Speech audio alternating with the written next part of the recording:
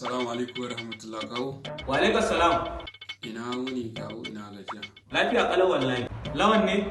Wallahi kawo, yau ni ne wallahi kawo. To lawan yaya aka yi ne?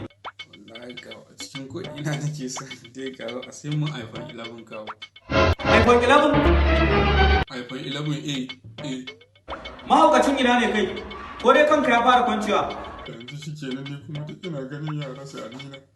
Ai kawo dan Allah shi kenan kuma ne. Kai in bacci kake ma to ka farka. Mahaukacin ina ne kai? Me kake faɗi haka nan? Kai wallahi shi aka umu a kira, akwai hukuma a gari kawo. Wallahi tallahi shi aka umu a kira. Hukuma? Kawai shi kenan da aka ba daga ta hawa na fara shi kenan sai a daga cuta ta hana da ba kira kawo. Kai ka ji yaro da tabara. Wallahi da sai an sai mu iPhone Allah. Wallahi. Ka turo da abin da aka sani na hari a bada kaya na a rike. Sai ta girma. Allah da hankali da zai rike kaya. Kai to tsaya ma ka ji in gaya ma ubanka ba gadon da ya mutu ya bari in ban da gadon bashi. Me kace kawo? Bashi kuma. In baka sani ba kuma mahaukaci ne kai yau yanzu in gaya ma. Duk yana a gidan da muke duk yana da zaune a cikin sa. Ai gado rani. Sai ka siyar ka biya su kuɗin su.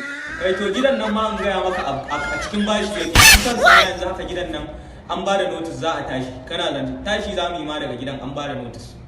An ba ku notice. Ka dawo daga inda kake din nan tunda mahaukaci ne kai. Kita ce na baka da karin ruwa da jini duk jiki na ya dace wannan farin da kake gani kawo ba na lafiya ba ne da rashin lafiya ne. Mu ma jinin muke bukata nan da kake ganin mu mahaukacin banza. Ka dawo ka biya mutane bashin su baban ka gadon bashi ya bar maka in baka sani ba ka sani.